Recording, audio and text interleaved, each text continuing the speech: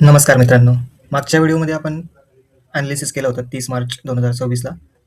त्यामध्ये मी निफ्टी 50चे तुम्हाला सपोर्ट सांगितले होते.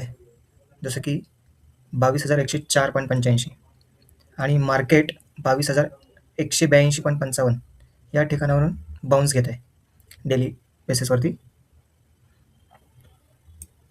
तर आज पाहूया की आज इथून पुढे मार्केट कसं रिॲक्ट करेल. मंथली चार्टवरती सपोर्ट घेताना दिसतंय. नवीन महिना एप्रिलचा जो आहे तो सुरू झाल्यामुळे पहिले 2-3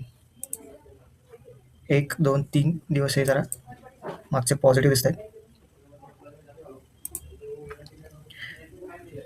तर आता वरच्या लेवल्स पाहूया. करंट लेवल जी आहे 23,052 जी आता सुरू आहे. तर त्यामध्ये वरच्या साईडला इमिजिएट हा जो दिसतोय हा रेझिस्टन्स आहे. या ठिकाणी मार्केट 23,468 पर्यंत जाऊ शकतं. हा थोडासा बाउन्स मिळू शकतो मार्केटमध्ये.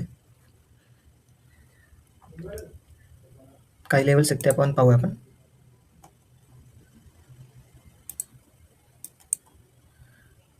23,320 ही जी लेवल आहे तिथपर्यंत मार्केट इमिजिएटली जाऊ शकतं या वीकमध्ये. त्याचं कारण पण असं आहे की कंटिन्युअस 1, 2, 3 पॉझिटिव्ह कॅन्डल मार्केट बनवत आहे आणि बेस बनवला आहे 22,182च्या इथे. तर वरच्या 2 लेवल आहेत ज्या या वीकमध्ये येऊ शकतात. त्या म्हणजे आहेत 23,320 आणि 23,344. त्या जर ब्रेक न होता त्या ठिकाणी जर एक रेड कॅन्डल बनवली आणि रिव्हर्स गेलं तर मग मार्केट हा जो लो आहे 22,182चा तो लो तोडून नवीन लो बनू शकतो. चला आता पाहूया आपण बँक निफ्टी. बँक निफ्टी पण सेम वर्क करते या ठिकाणी.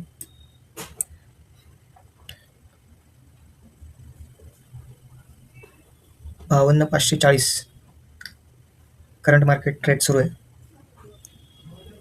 बँक निफ्टीचा. मंथलीवर बघूया आपण काय काय होऊ शकतं. बँक निफ्टी प्रिव्हियस सपोर्टपासून 49,954.85चा लो मारून सपोर्ट घेते. पण ही डोजी टाईप बनू शकते कॅन्डल किंवा इनडिसिजन कॅन्डल बनू शकते. कारण की एक मोठा फॉल आल्यानंतर एक दुसऱ्या महिन्यात प्रॉफिट बुकिंग जी आहे तर ती दिसते मला आत्ता तरी. मार्केट कसं रन करतं, एक हाय मारला, एक लो मारला, परत एक हायर लोअर हाय मारेल आणि लोअर लो मारेल. तर थोडा वेळ आहे. प्रिव्हियस डेटा जो काय सांगतोय हा 2020चा. तो सांगतो की एक मोठी रेड कॅन्डल बनवल्यानंतर ग्रीन जी कॅन्डल बनवली तर तिचा हाय तोडून मार्केट जे वरती गेले ते आजपर्यंत एक 6 वर्ष तरी रिटर्न आलेलं नाही. रेजिस्टन्स लेवल आहे बघा 53,561.